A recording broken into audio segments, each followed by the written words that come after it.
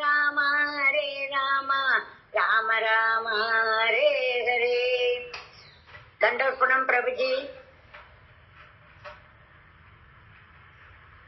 தண்டோர்பணம் பிரபுஜி.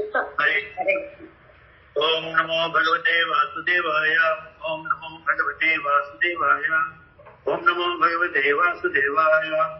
नारायणं नमस्कृत्य नरं चैव नरोत्तमं देवीं सरस्वतीं व्यासं ततो जयप्रियते पुत्रेषु नित्यं भागवतस्य सेवया भगवद्गीताश्लोके भक्तिर्भवति नैष्ठिके मुखं करोति वाचालं भङ्गं लङ्घयते गिरिं यत्कृपातमहं वन्दे श्रीगुरुधीरतारिणं ब्रह्मानन्दमाधवं श्रीचैतन्यैश्वरम्। ओम विष्णुपदाय कृष्ण प्रेष्ठाय बुद्धे श्रीमते भक्ति वेदांत स्वामी नामने वस्ते सारस्वती देवे गौरवाणी प्रचारिणे निर्विशेषवादी पाश्चात्य देशधारिणे जय श्री कृष्ण चैतन्य प्रभु नित्यानंद श्री अद्वैत गदाधर शिवादि गौरभक्त वृंदा।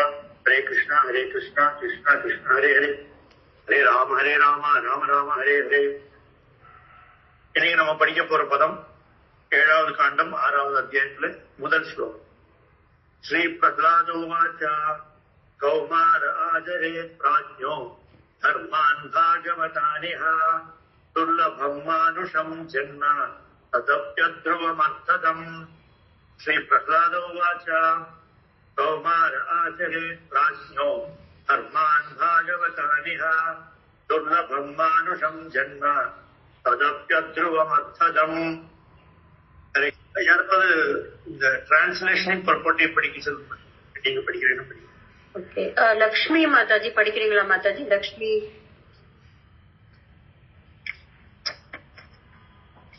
ஹரே கிருஷ்ணா. லக்ஷ்மி குருசுவாமி மாதாஜி. ஹரே கிருஷ்ணா மாதாஜி. மாதாஜி நான் இப்போதைக்கு இங்கிலீஷ் தான் மாதாஜி எடுத்திருக்கிறேன். இல்ல போஸ்ட் பண்ணிருக்கோம். Okay, Anandi Mataji. Mataji Hare Krishna. Translation and purport by Srila Prabhupada ki jai. Hare Krishna. Shri Prahlada உவாச்ச. பிரஹ்லாத மகாராஜன் கூறினார், கௌமார இளம் பிராயத்திலேயே ஆச்சரே கடைபிடிக்க வேண்டும், பிராக்ஞோ புத்திசாலி ஒருவன், தர்மான் வர்ணாசிரம கடமைகளை, பாகவதான் பரம புருஷருக்கு செய்யும் பக்தி தொண்டுகளான, இக இப்பிறவியில் துர்லபம் கிடைத்தற்கரியது, மானுஷம் மனித ஜன்ம பிறப்பு, தத் அது, அபி கூட, அத்ருவம் நிலையற்றது, தற்காலிகமானது, அர்த்ததம் பொருள் நிறைந்தது. ஹரி கிருஷ்ணா. மாதாஜி டிரான்ஸ்லேஷன் எப்படி மாதாஜி? டிரான்ஸ்லேஷன் படிச்சிருங்க மாதாஜி, மொழிபெயர்ப்பு. ஹரி கிருஷ்ணா. ஸ்ரீ பிரபுபாத் கி ஜெய். பிரஹ்லாத மகாராஜன் கூறினார், போதுமான அறிவுள்ள ஒருவன் வாழ்வின் துவக்கத்தில் இருந்தே, அதாவது இளம் வயதான குழந்தை பருவத்திலிருந்தே இந்த மனித உடலை பகவானின் பக்தி தொண்டில் ஈடுபடுத்த வேண்டும். மற்றெல்லா ஈடுபாடுகளையும் அவன் விட்டுவிட வேண்டும். கிடைத்தற்கரியதான இந்த மனித உடல் மற்ற உடல்களைப் போலவே நிலையற்றது என்றாலும் அர்த்தமுள்ளதாகும். ஏனெனில் மனித வாழ்வில் ஒருவனால் பக்தி தொண்டை செய்ய முடியும். மனப்பூர்வமாக செய்யப்படும் சிறிதளவு பக்தி தொண்டு கூட ஒருவருக்கு முழு பூரணத்துவத்தை அளிக்க வல்லதாகும். ஹரி கிருஷ்ணா. மாதாஜி பொருளுரை நான் படிக்கவா? தமிழ் படிங்க மாதாஜி. படிங்க மாதாஜி. ஹரே கிருஷ்ணா மாதாஜி. பொருளுரை விளங்கிய ஸ்ரீ பக்தி வேதாந்த சுவாமி ஸ்ரீல பிரபுபாத்க்கு ஜெய். இந்த மனித பிறவியில் பக்தி தொண்டின் பூரணத்துவ நிலையை அடைவதே வேத பண்பாடு மற்றும் வேத பாராயணம் ஆகியவற்றின் முழு நோக்கமாகும். ஆகவே வேத முறைப்படி வாழ்வின் ஆரம்ப கட்டத்தில் இருந்தே பிரம்மச்சரிய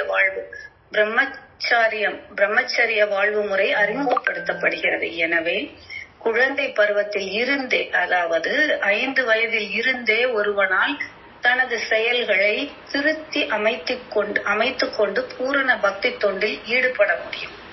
இதை பகவத்கீதை 2.40 பின்வருமாறு உறுதி செய்கிறது. ஸ்வல்பம் அபியசிய தர்மஸ்ய திராயத்தே மகதோ பயாத். இந்த வழியில் சிறிதளவு முன்னேற்றம் கூட ஒருவனை மிக பெரிய ஆபத்திலிருந்து காப்பாற்றும். இன்றைய நாகரிகம் வேத நூல்களின் முடிவை ஆராய்வதில்லை. இதனால் அது குழந்தைகளை பிரம்மச்சாரிகளாக மாற்றும் கல்வியை அவர்களுக்கு போதிப்பதற்கு பதிலாக ஜனத்தொகை பெருக்கத்தை கட்டுப்படுத்தும் சாக்கில் தாய்மார்கள் தங்கள் குழந்தைகளை கருவிலேயே கொன்றுவிடும்படி போதிக்கிறது. ஒருவேளை குழந்தை பிழைத்து கொண்டால் அவனுக்கு புலன் சுகத்தை பற்றி மட்டுமே போதிக்கப்படுகிறது. உலகம் முழுவதிலும் உள்ள மனித சமுதாயம் படிப்படியாக வாழ்வில் பூரணத்துவம் பெறும் நாட்டத்தை இழந்து வருகிறது. உண்மையில் மனிதர்கள் நாய் பூனைகளை போல் வாழ்ந்து தங்களுடைய ஆயுளை வீணடிக்கின்றனர். இவ்விதமாக அவர்கள் ஹரே கிருஷ்ணா மாதாஜி, ஒரு நிமிஷம் அமுதா மாதாஜி படிக்கணும்னு விரும்பினாங்க. ஓகே மாதாஜி, ஹரே கிருஷ்ணா மாதாஜி. எஸ் மாதாஜி, படிங்க மாதாஜி. எங்க மாதாஜி படிக்கணும்? விதமாக அவர்கள் 84 லட்சம் வகையான அதுல இருந்து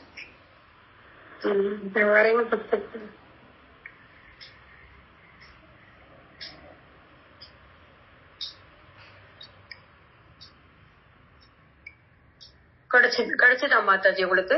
இவ்விதமாக அவர்கள் நடுவுல இருக்கு, நாய் பூனைகள்னு இருக்கு இல்லையா, அதுக்கு அடுத்த சென்டென்ஸ்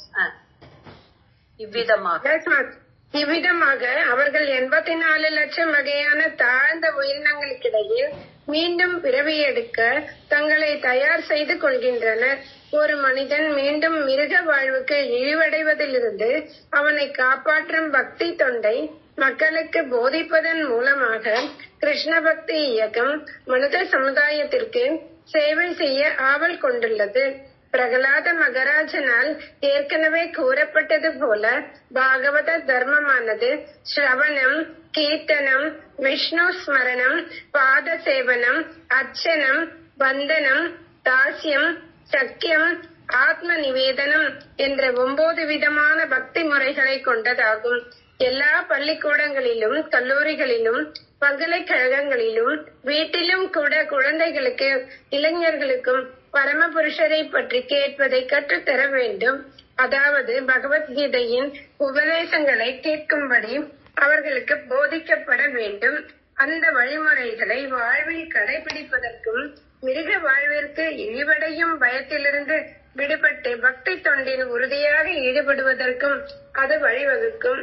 பாகவத தர்மமானது இந்த கலியுகத்தில் மிகவும் எளிமையாக்கப்பட்டுள்ளது. சாஸ்திரம் பின்வருமாறு கூறுகிறது: ஹரே நாம ஹரேர் நாம ஹரேர் நாம வ கேவலம் கலோ நாஸ்தி ஏவ நாஸ்தி ஏவ நாஸ்தி ஏவ கதிர் அந்யதா. ஹரே கிருஷ்ணா மக மந்திரத்தை பாடுவது ஒன்றே போதுமானது. ஹரே கிருஷ்ணா மகா மந்திரத்தை பாடுபவர்களின் இதயம் முழுமையாக தூய்மைப்படுத்தப்படுகிறது. இவ்விதமாக அவர்கள் பிறப்பு இறப்பு என்னும் சுழற்சியிலிருந்து காப்பாற்றப்படுகின்றனர். ஹரே கிருஷ்ணா. ஹரே கிருஷ்ணா. தேங்க்யூ மாதாஜி.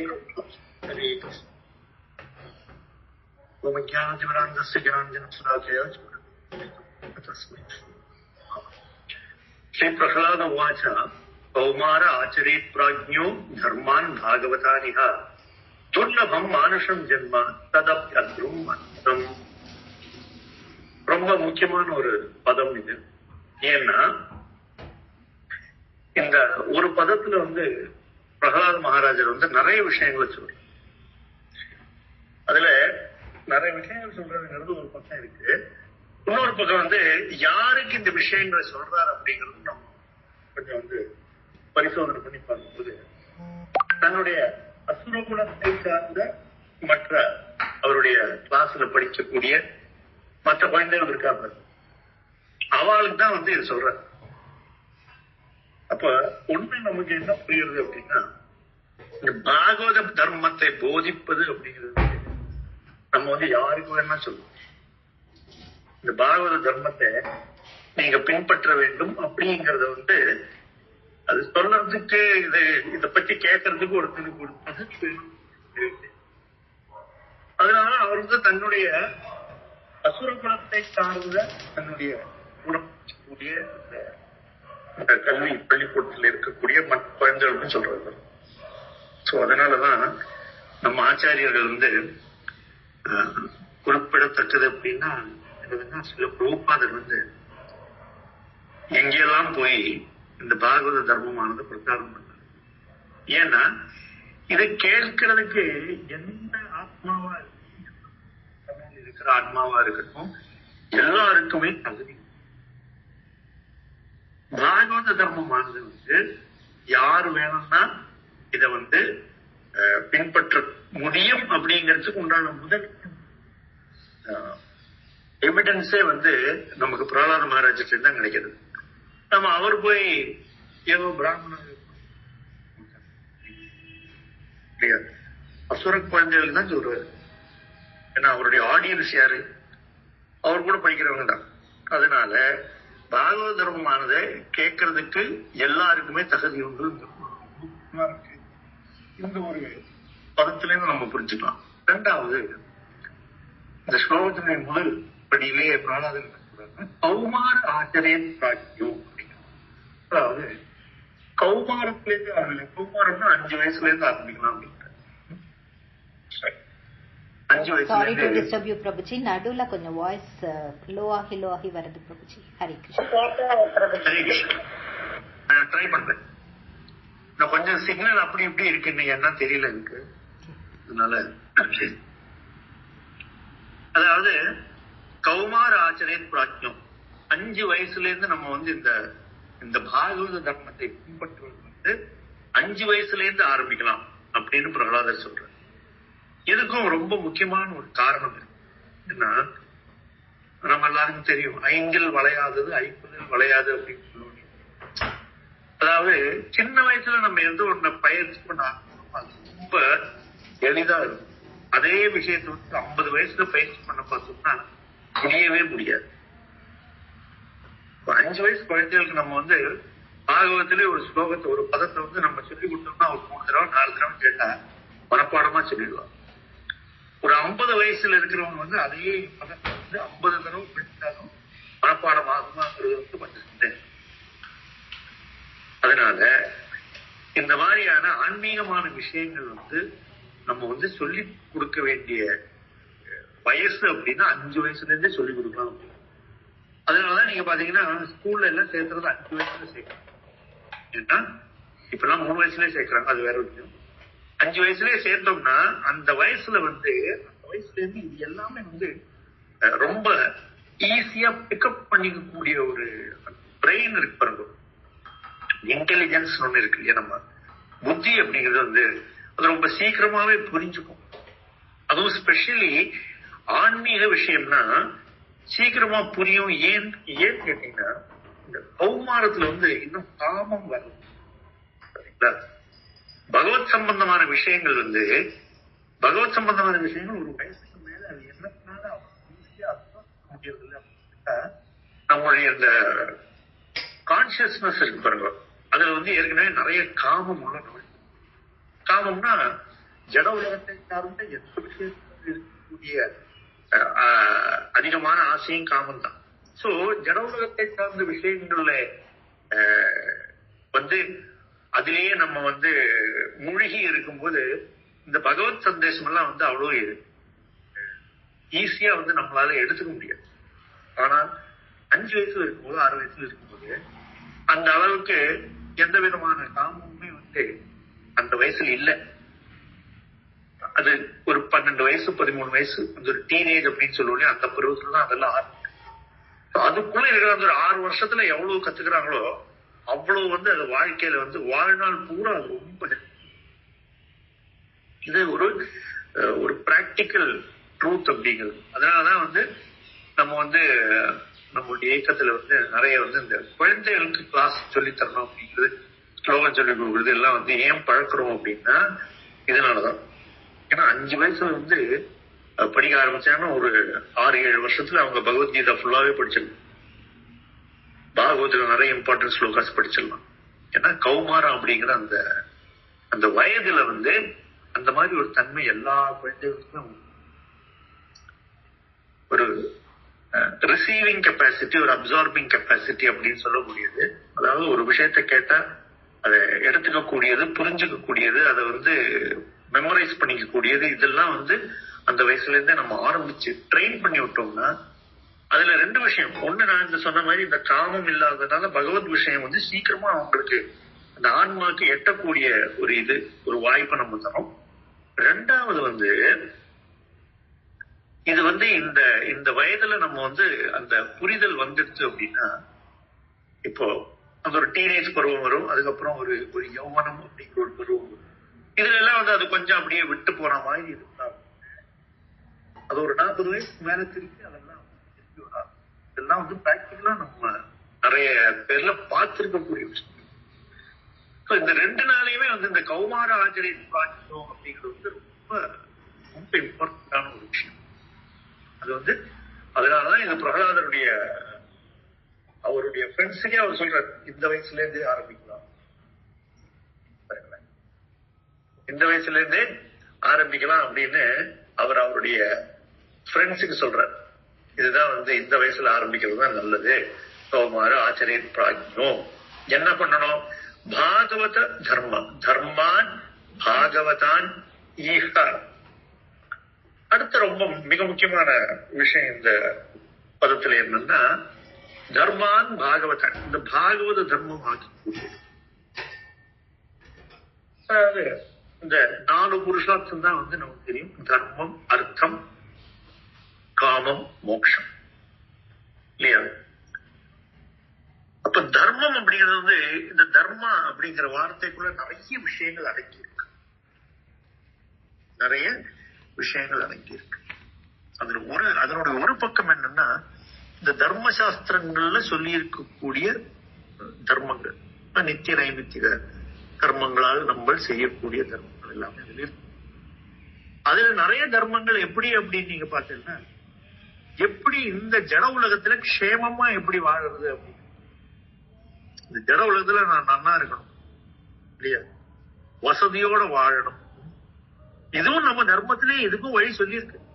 இந்த தர்மசாஸ்திரத்துல இருக்கக்கூடிய நிறைய வழிமுறைகள் இந்த இகலோகத்தில் இந்த உலகத்தில் இருக்கும்போது எப்படி வசதியா வாழலாம், எப்படி ஐஸ்வர்யமா வாழலாம், எப்படி என்ன சொல்றது கம்ஃபர்டபுளா இருக்கலாம் அப்படிங்கிறதுக்கு உண்டான தர்மங்கள் எல்லாம் சொல்றது. ஆனா அந்த தர்மங்கள் எல்லாமே அது எல்லாமே இந்த பர தர்மம் அப்படிங்கிற கேட்டகரியில வராது. என்ன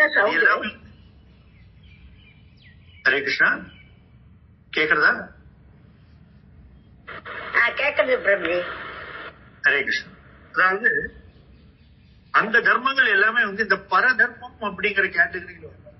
ஏன்னா அந்த தர்மங்கள் எல்லாம் இங்க இருக்கிற மட்டும் எப்படி நல்லா தர்மம் பண்ணிட்டு எப்படி நம்ம அர்த்தத்தையும் சேர்த்துட்டு நம்முடைய காமங்களை பூர்த்தி பண்ணிட்டு இருக்கிறது அப்படிங்கக்கூடிய தர்மம்.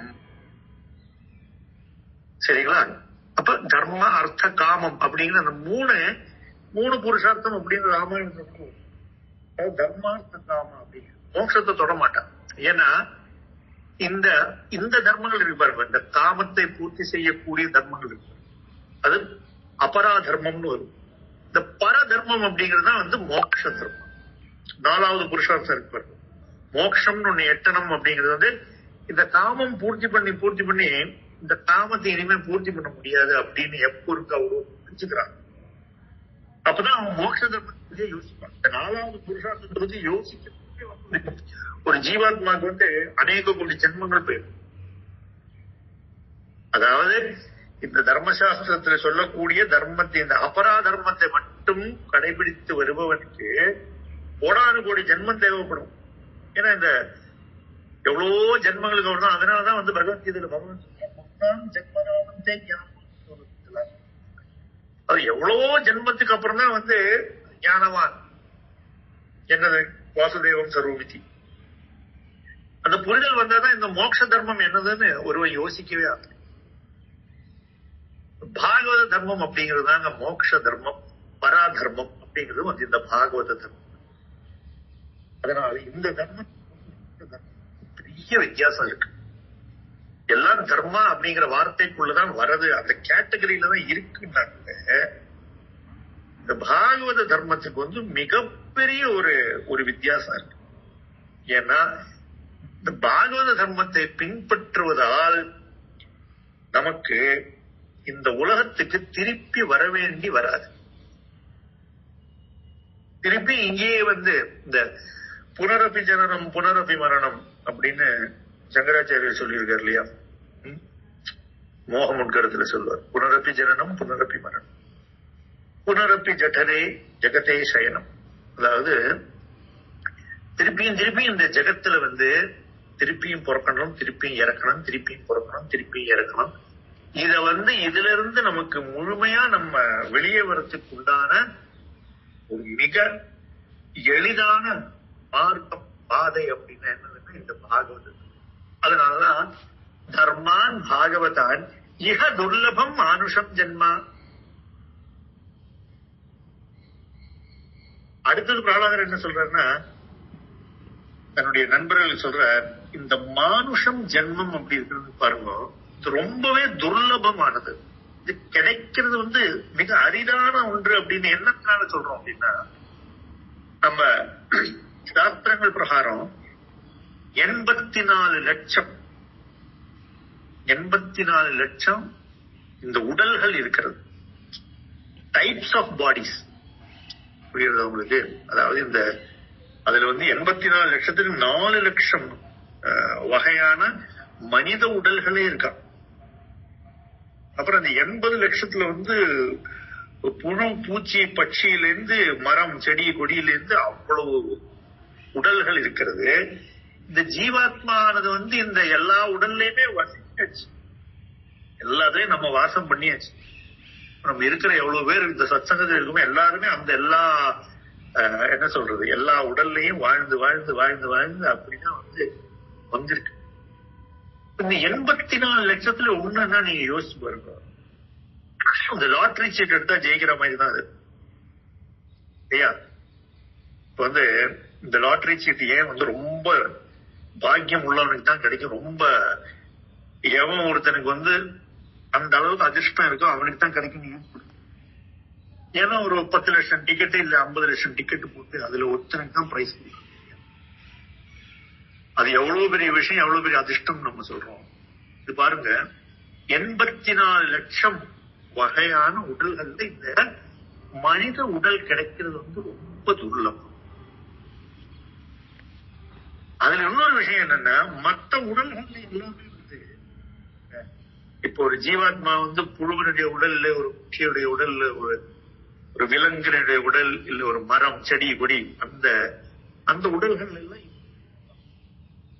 ஆத்மாக்கு பாகவத தர்மத்தை புரிஞ்சுக்கக்கூடிய அந்த டிஸ்கிரிமினேட்டரி இன்டெலிஜென்ஸ், அதாவது இது சரி இது தப்பு அப்படின்னு பார்க்கக்கூடிய அந்த புத்தித்தன்மை, அந்த மூளை அவனுக்கு கிடையாது. இப்போ இந்த விலங்குகள் இருக்கு, நிறைய நிறைய விதமான அனிமல்ஸ் ஆர் தேர். எல்லாருக்குமே எப்படி தனக்கு வேண்டிய தீனியை தேடிக்கணும் அப்படிங்கிற மூளை அவங்களுக்கு இருக்கு. தனக்கு ஒரு துணையை தேடிக்கணும் அப்படிங்கிற மூளை அவங்களுக்கு இருக்கு. எப்படி தன்னை பாதுகாத்துக் கொள்வது அப்படிங்கிற மூளையும் அவங்களுக்கு இருக்கு. ஜஸ்ட் நீங்க ஒரு பூனை இல்லை ஒரு குரங்கு எல்லாம் ஜஸ்ட் மூக்கு பண்ணா நீங்க ஒரு 10 நிமிஷம் அந்த குரங்குகள் வச்சிருக்கிற ஏரியா நீங்க பார்த்தீங்கன்னா உங்களுக்கு தெரியும் அந்த அளவுக்கு அவங்க மூளை செலுத்துவாங்க. நீங்க டெய்லி நம்ம திருமணத்துக்கு பூனையை கூட நீங்க கொஞ்சம் அப்சர்வ் பண்ணீங்கன்னா எந்த அளவுக்கு மூளை செலுத்துவாங்க. அதனால எல்லா இந்த மாதிரி இருக்கக்கூடிய பல உடல்கள் இருக்கக்கூடிய ஜீவாத்மா அந்த அளவுக்கு மூளையே இந்த பிரகிருதியிலிருந்து கொடுத்திருக்கு. ஆனா பாகவத தர்மம் என்னதுன்னு தெரிஞ்சுக்கிறதுக்குள்ள மூளை அந்த எபிலிட்டி இந்த மனித உடல்ல தான் இருக்கு. அதனாலதான் துர்லபம் இந்த ரொம்பவே துர்லபமா, அதாவது எல்லாருக்கும் கிடைக்காது. எவ்வளவோ ஜீவாத்மாக்கள் இதுல மனிதனா பிறந்தா பாகவத தர்மத்தை பின்பற்ற வேண்டும். அதுவும் ரொம்ப சிரேஷ்டமான என்னன்னா ஒரு கௌமாரத்திலிருந்து அதை பின்பற்ற மிக சிரேஷ்டமானது அப்படிங்கறதான் பிரகலாதர் இங்க எடுத்து உரைக்கிறார். அதனாலதான் பிரபுபாதர் பொருளுரையில இந்த பிரம்மச்சரியம் அப்படிங்கிறது எந்த அளவுக்கு மிக முக்கியமானது அப்படிங்கறத பத்தி பிரபுபாதர் சொல்றாரு. ஏன்னா நான் முதல்லயே சொன்ன மாதிரி அந்த வயசுல இருக்கக்கூடிய ஒரு கெப்பாசிட்டி டு அப்சார்வ் போக போக அது குறைந்து கொண்டே வரும். அப்படிங்கிறதுனால அந்த வயசுலயே முடிஞ்சதுன்னா எந்த அளவுக்கு முடியறதோ அந்த அளவுக்கு ஏற்றுக்கொள்ள வேண்டும். அந்த அளவுக்கு அதை கொடுக்கறதுக்கு நம்மளும் இப்ப இந்த சத்சங்கத்தில் இருக்கிற எல்லாருமே யாருமே 5 வயசு கிடையாது இல்லையா? சோ நம்ம குடும்பத்தில் இருக்கக்கூடிய 5 வயசு குழந்தைகள் யாரா இருந்தா இது எவ்வளவு இம்பார்ட்டன்டான ஒரு விஷயம் அப்படின்னு நம்மளே புரிஞ்சுக்கணும். இது எவ்வளவு இம்பார்ட்டன்டான விஷயம். ஏன்னா இன்னைக்கு இருக்கக்கூடிய ஒரு சமூகம் இருக்கக்கூடிய ஒரு நிலைமை எப்படின்னா, ஒரு மெஜாரிட்டிக்கு எப்படி பழகணும், எப்படி பேசணும், எப்படி நடந்துக்கணும் அப்படிங்கிறது எதுவுமே தெரியாத ஒரு சமுதாயத்துலதான் நம்ம வாழ்ந்துகிட்டு இருக்கோம். அதனால இந்த பாகவத தர்மத்தை பிராக்டிஸ் பண்றது எவ்வளவு இம்பார்ட்டன்ட் அப்படிங்கிறது இது தெரிஞ்சவங்க தான் மற்றவங்களுக்கு சொல்ல முடியுமே தவிர, இது பிராக்டிஸ் பண்ணி இது எவ்வளவு நல்லது அப்படின்னு தனியா உணர்ந்தவங்களுக்கு தான் மற்றவங்களுக்கு சொல்ல முடியும். ஜஸ்ட் புக்கு படிச்சுட்டு மட்டும் சொன்னதுனால எந்த மாற்றமுமே வராது. ஆனா நம்மளே பிராக்டிஸ் பண்ணக்கூடிய, நம்ம பின்பற்றக்கூடிய ஒரு விஷயத்த நம்ம மற்றவங்களோட அதை ஷேர் பண்ணும்போது நமக்கு ரொம்ப கன்விக்ஷனோட சொல்ல முடியும். இதை நீங்க பண்ணினீங்கன்னா இதுக்கு கண்டிப்பா இதுக்கு ஒரு பலன் உண்டு அப்படின்னு நான் சொல்லணும்னா நானே அதை பண்ணி பார்க்கணும் இல்லையா? அதனால நம்ம முதல்ல பாகவத தர்மத்தை பின்பற்ற வேண்டும் அப்படிங்கறத நம்ம கண்டிப்பா நாம் பின்பற்ற வேண்டும் அப்படிங்கிற ஒரு தீர்மானம் நமக்கே வேணும். 2, இதை நம்ம குடும்பத்துல நமக்கு தெரிஞ்சவங்களுக்கு நம்ம ஒரு அட்வைஸா, ஒரு சஜஷனா நம்ம கொடுக்கலாம். ஏன்னா இப்ப இருக்கக்கூடிய ஒரு தலைமுறை எப்படின்னா, எதுவுமே ஒரு இன்ஸ்ட்ரக்ஷனா கொடுத்தாலாம் ஏத்துக்கவே மாட்டாங்க. இப்படி பண்ணு, இப்படிதான் பண்ணணும் அப்படின்னா யாருமே ஏத்துக்க மாட்டாங்க.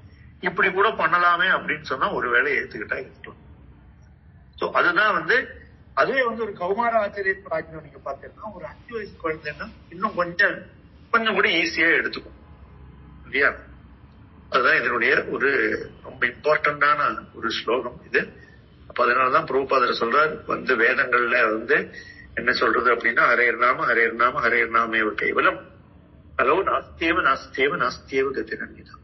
அதுல இந்த பாகவத தர்மத்துல கலியுகத்துக்கான மிக எளிதான ஒரு வழி அப்படிங்கிறது இந்த ஹரியனுடைய நாமத்தை ஜபம் பண்றதை தவிர வேற வழி இல்லை, வேறு வழி இல்லை, வேறு வழி இல்லை அப்படின்னு சாஸ்திரத்திலேயே சொல்லியிருக்கு. அதையும் நம்ம எல்லாருக்கும் இதை எடுத்து சொல்லணும் அப்படிங்கிறது நம்முடைய நமக்கு அந்த ஒரு இது இருக்குன்னு வச்சுக்கோங்களேன், ரெஸ்பான்சிபிலிட்டி, உத்தரவாதம் நமக்கு இருக்கு. சோ இங்க நிறுத்திக்கிறேன். ஹரே கிருஷ்ணா. ஸ்ரீல பிரபுபாத் கி ஜெய். ஸ்ரீமத் பாகவதம்.